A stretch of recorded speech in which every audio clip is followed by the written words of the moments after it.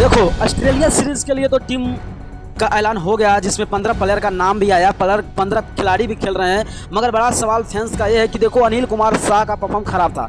सबको पता है कि अनिल कुमार शाह 1-2-3 मैच में नहीं अच्छा प्रदर्शन किए थे, तो शायद उनको टीम से बाहर कर दिया गया होगा। ये सही चलता है बात, मगर थोड़ा आप इस पर भी ध्यान दीजिए कि आदि आलम को तो भाई कोई ऐसा नहीं है नेपाल का फैंस जो नहीं पहचानते होंगे।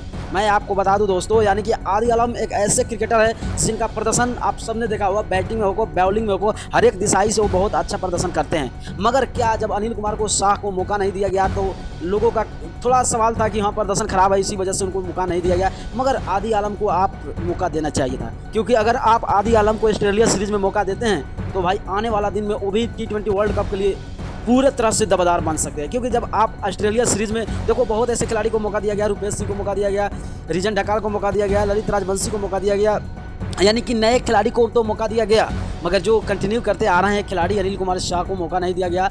चलो कोई बात नहीं, मगर आपको आदि आलम को मौका देना चाहिए था, क्योंकि आदि आलम एक ऐसे क्रिकेटर है भाई कि वो अपना दम खम पर पहला मैच जिताने का प्रयास करते हैं और दम भी रखते हैं। तो आपको क्या लगता है कि भाई ये कितना तक टीम मैनेजमेंट का इसमें कितना तक सच्चाई है, कितना तक हाथ है, क्या वजह से उन दोनों क्रिकेटरों को निकाल दिया गया, यानी कि ड्रॉप कर दिया गया? अपना राय जरूर कमेंट कीजिएगा, क्योंकि दोनों क्रिकेटर एक से एक तबाही है।